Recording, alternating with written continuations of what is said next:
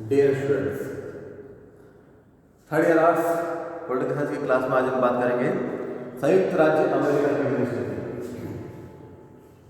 हाल ही में अमेरिका में चुनाव संपन्न हुए हैं और वहाँ के राष्ट्रपति डोनाल्ड ट्रंप अपना जनता में विश्वास खो चुके हैं। जनता ने ब्राउन को चुन लिया है और 20 जनवरी को किस प्रकार से वो सत्ता ग्रहण करेंगे सभी जानते हैं। विश्व में सबसे अधिक शक्तिशाली देश संयुक्त राज्य अमेरिका क्यों शक्तिशाली है?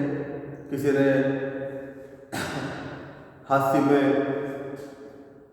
कहा ही है कि अमेरिका एक किस्मत वाला देश है जिसके एक तरफ कमजोर पड़ोसी बसते हैं और एक तरफ मछलियाँ। तो भौगोलिक परिस्थितियाँ तो अमेरिका को शक्तिशाली बनाने में योगदान रखती ही है, किंतु वहाँ की विदेश नीति इस प्रकार की है, इस प्रकार की यथार्थवादी और व्यवहारिक विदेश नीति अमेरिका ने अपनाई है कि वो अपने आप में शक्ति संपन्न है, शक्तिशाली बना हुआ है, अपने राज्य के हितों का पोषण करता है और आवश्यकता पड़ने पे अपनी ताकत को बढ़ा सकता है। अमेरिका की विदेश नीति की क्या खास बातें हैं उसके बारे में हम बात करेंगे। सबसे पहले बात करते हैं आधारभूत निर्माणक तत्व। जैसा कि हमने अभी बात की थी, भौगोलिक स्थिति।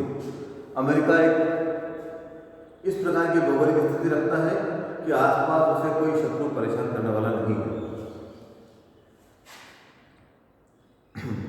प्राकृतिक साधन, यदि आर्थिक आत्मनिर्भरता शक्ति का एक तत्व है तो अमेरिका आवश्यकता पड़ने पे सभी खतरों का सामना कर सकता है। उसके पास भरपूर प्राकृतिक साधन है।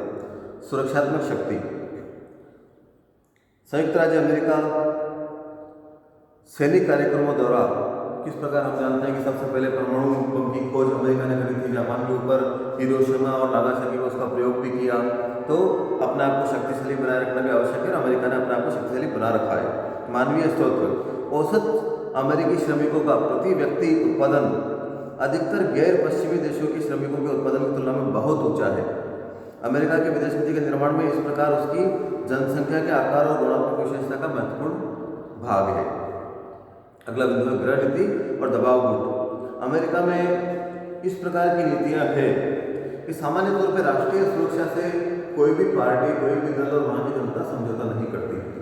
आपस में एकता है, संवैधानिक बंधन, जनतंत्र और संघीय प्रणाली वाला राष्ट्र होने के कारण अमेरिका की विदेश नीति को अनेक संवैधानिक संकटों का सामना करना पड़ता है। संविधान और सर्वोच्च न्यायालय के निर्णयों ने विदेश नीति के संचालन में केंद्रीय सरकार के हाथों को जकड़ रखा है। राष्ट्रपति को यदि विदेश नीति के संचालन की जिम्मेदारी दी है तो उसके युद्ध और संधि आदि के निर्णयों पर सीनेट का अंकुश लगा रखा है। इस प्रकार से कुछ संवैधानिक बंधन अमेरिका की विदेश नीति पे है। दलगत सहयोग, जैसा मैंने अभी बताया था, या हमने बात की थी कि पार्टियों का राष्ट्रीय हित के मुद्दे पे और बुनियादी सुविधाओं के मुद्दे पे हमेशा एक मत रहा है। वैचारिक मतभेद हो सकते हैं, किंतु कुछ सामान्य बातें जो देश को आगे बढ़ाने में योगदान रखती है, वहाँ की सभी पार्टियाँ एक साथ हैं। अब हम बात करते हैं अमेरिकी विदेश नीति के उद्देश्य। कुछ बिंदुओं में इसको स्पष्ट कर सकते हैं। पहला बिंदु है राष्ट्रीय सुरक्षा। सबसे प्रमुख बिंदु राष्ट्रीय सुरक्षा। राष्ट्र की सुरक्षा सर्वेसर्वा है। अमेरिका की विदेश नीति ये मानती है, उसी के लिए विदेश नीति और इतनी सारी नीतियां बनाई कि राष्ट्र को सुरक्षित रखा जाए। दूसरा बिंदु है जनतंत्र की रक्षा। अमेरिका एक लोकतांत्रिक देश है और मानता है कि पूरे विश्व में सबसे श्रेष्ठ प्रणाली लोकतांत्रिक प्रणाली ही हो सकती है। तो किसी भी प्रकार से लोकतंत्र को अक्षुण्ण बनाए रखने के लिए अमेरिका कुछ भी करेगा। इसलिए वो आर्थिक सहायता की नीति वगैरह वगैरह जो भी चीज चलाता है, जहाँ कहीं भी लोकतंत्र को आघात पहुंचता है, हमेशा वहाँ अमेरिका खड़ा रहता है। साम्यवाद का अवरोध तीसरी नीति है इनकी। किसी भी प्रकार से अमेरिका ने पूंजीवादी व्यवस्था को अपना रखा है। पूंजीवाद का वो प्रबल समर्थक है। सोवियत संघ ने साम्यवाद का प्रचार करना शुरू किया था तब से, और आज तक जब चाइना ने साम्यवाद को अपना रखा है, अमेरिका साम्यवाद का प्रबल विरोध करता है। किसी प्रकार से इस प्रणाली को लोगों के विकास के लिए, लोगों के लिए और लोकतंत्र के लिए घातक मानता है। तनाव कम करना, सोवियत संघ और अमेरिका दोनों ही पारस्परिक तनाव को कम करने की चर्चा करते रहे हैं। अमेरिका विश्व में महाशक्तियां हैं, उनसे आपसी तनाव को कम करना चाहता है। विश्व शांति का अग्रणी बनना चाहता है। नई विश्व व्यवस्था का निर्माण करना चाहता है जिसमें विकसित और विकासशील राज्य एक दूसरे के साथ सहयोग कर सके। और आतंकवाद का उन्मूलन, विशेष तौर से सभी जानते हैं 11 सितंबर 2001 में अमेरिका ने किस प्रकार से आतंकवाद का आगाज किया था, और जहाँ कहीं भी आतंकवाद को बढ़ावा मिलता है अमेरिका उसका हमेशा विरोध करता है। अब हम बात करेंगे अमेरिका की विदेश नीति की प्रमुख विशेषताओं की। प्रमुख विशेषताओं को निम्न बिंदुओं में बांट सकते हैं। पहला है साम्यवाद का अवरोध। जैसा कि हमने बात की थी किसी भी प्रकार से लोकतंत्र के लिए घातक साम्यवाद को अमेरिका पनपने नहीं देना चाहता और सोवियत संघ, चाइना या जो भी देश साम्यवाद का समर्थन करते हैं, अमेरिका उनको चलने के लिए हमेशा तैयार रहता है। सैनिक संधियों की नीति, ये शीत युद्ध के समय की बात है, जब सोवियत संघ ने साम्यवाद के प्रभाव को फैलाना शुरू किया, तब अमेरिका ने सैनिक संधियों की नीति अर्थात जो पूंजीवादी देश है उनके साथ सैनिक गठजोड़ करना आरंभ किया। किसी एक के ऊपर हमला करना, यानी सबके ऊपर हमला माना जाएगा, नाटो, सेंटो, इस प्रकार की सैनिक संधियां थी, इसको अमेरिका ने आरंभ किया। विदेशी आर्थिक सहायता की नीति, कमजोर देश जो साम्यवाद के दबाव में झुक जाएंगे, उनको लोकतंत्र को बनाए रखने के लिए आर्थिक सहायता प्रदान करना अमेरिका ने आवश्यक समझा और इसके लिए खूब सारी आर्थिक सहायता की नीतियाँ जैसे कि उदार पट्टा कार्यक्रम, मार्शल योजना, 4 सूत्री कार्यक्रम, अंतर्राष्ट्रीय विकास योजना, प्रगति के लिए मैत्री अमेरिका ने आरंभ करी। यह आर्थिक सहायता की नीति थी। मानवाधिकारों का समर्थन, विश्व में जहाँ कहीं भी मानवाधिकारों को आघात पहुंचेगा, लोकतंत्र का ही एक पार्ट मानते हुए अमेरिका हमेशा मानवाधिकारों के आघात के विरोध में खड़ा रहेगा। मानवाधिकारों पर जब भी हमला होगा, अमेरिका हमेशा अग्रणी भूमिका निभाएगा, ऐसा उसका मानना है। लोकतंत्र बहाली के नाम पर पड़ोसी देशों में हस्तक्षेप, अमेरिका की कूटनीति चल रही है कि छोटे छोटे देशों में किसी भी, हमारे यहाँ तो कश्मीर का मुद्दा हो भारत और पाकिस्तान में, तब भी अमेरिका मध्यस्थता करना चाहता है, मध्यस्थ बनना चाहता है। तो अमेरिका की नीति रही है कि जब भी कहीं किसी देश में कोई तनाव या कोई घटना होती है तो अपने टांग को हमेशा आगे रखता है, लोकतंत्र बहाली के नाम पर कि लोकतंत्र का मैं समर्थक हूँ, लोकतंत्र को खतरा तो नहीं है, वो देखने के लिए आया हूँ।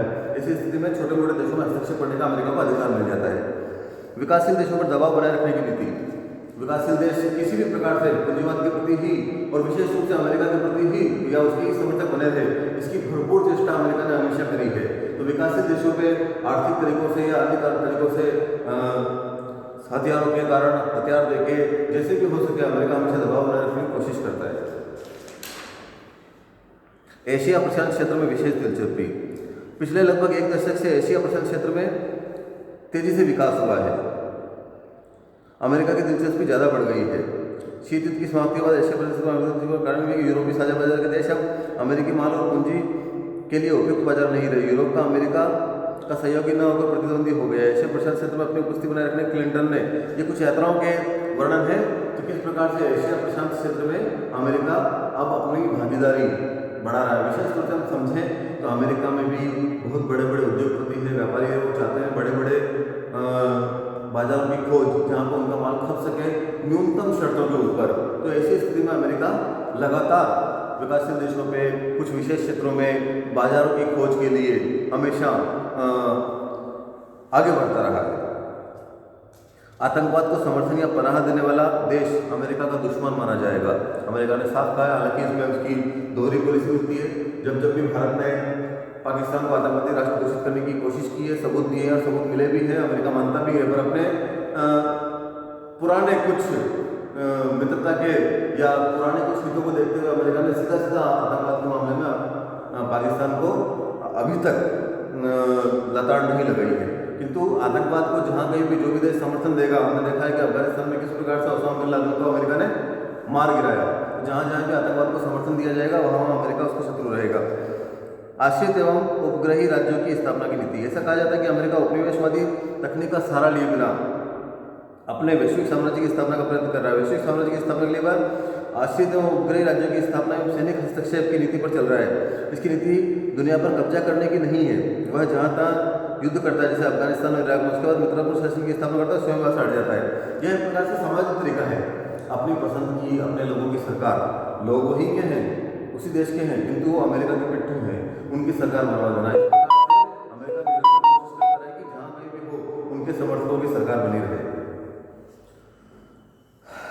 यह अमेरिका की विदेश नीति की मुख्य बिंदु जिनका हमने अध्ययन किया। वर्तमान में डोनाल्ड ट्रंप अमेरिका के राष्ट्रपति हैं। इन्होंने किस प्रकार से, हालांकि कोरोना संकट के कारण अमेरिका अभी त्रस्त है और नए राष्ट्रपति के आने के बाद ही स्पष्ट होगा कि अब किस प्रकार की उनकी नीति रहेगी। ऐतिहासिक अध्ययन हम करें तो अनेक राष्ट्रपतियों ने भारत और अमेरिका से किस प्रकार से आपस के संबंधों को प्रगाढ़ किया वो हम समझ सकते हैं। और अमेरिकी विदेश नीति का मूल्यांकन हम कुछ सामान्य बातों में कर सकते हैं कि जैसा जॉर्ज कैनन ने एक बार कहा था कि अमेरिकी विदेश नीति घड़ी के पेंडुलम की भांति एकांतवास और हस्तक्षेप के 2 छोरों पर घूमती है। यह बात एशिया, लैटिन अमेरिका, अफ्रीका और यहाँ तक कि यूरोप में अमेरिकी नीति पर अच्छी तरह से लागू होती है।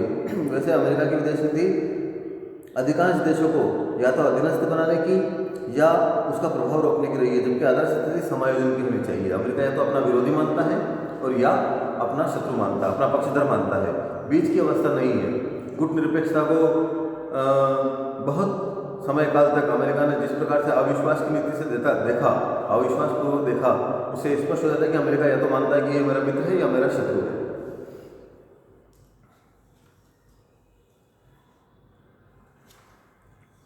संक्षेप में हम केवल एक बात कर सकते हैं कि वर्तमान में जिस प्रकार से चाइना